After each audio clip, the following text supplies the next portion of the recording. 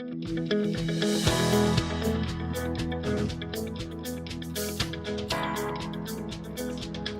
currently in first year and I'm taking history and philosophy and literature mostly.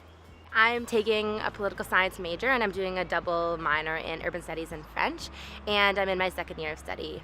I'm a first-year graduate student doing a master's degree at the Institute of Medical Science. It was really quite a shock for me when I realized how expensive it was and how at the graduate level it was about double the cost of my undergraduate education. I would say the cost of tuition is debilitatingly high.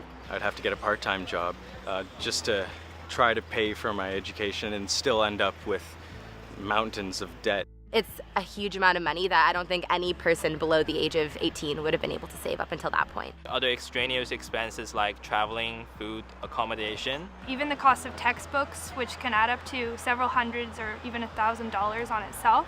So it was never just the initial tuition, it was always more things that I need to spend money on. It makes it impossible for a lot of people to access post-secondary education. Luckily, my parents were wise enough to save up for my siblings and I guess, even before we were born. My parents got me the RESP when I was 10 years old. We just immigrated to Canada, and a friend of my mom told her that you should get an RESP for your kid because, investing in your children's future. Well, I was really fortunate to have help from an RESP, so I felt really privileged in that regard. Without the RESP, I would not be able to afford my tuition. I was lucky that I had a flexible RESP because I did switch programs in my first year, and if I was locked into a different RESP that wouldn't allow me to switch programs, then that would have really changed what I could do post-grad. Thank goodness my parents really helped me out and they saved a lot of money because education's always been really important to them. Despite not having much money, they always set a little bit aside every month, and gradually that became a habit. The fact that my parents provided me with an RESP really took off a lot of stress. It's been hugely beneficial. It's meant that I've had the opportunity to move on and do a master's program as well as an undergraduate degree, and it's made my education much more accessible.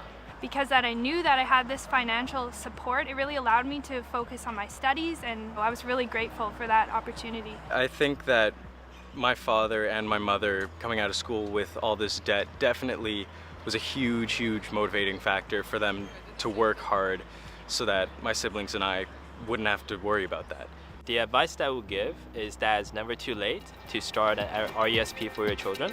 It's never too late to start an RESP for your child. For more information, visit healthandfamily.ca/RESP now.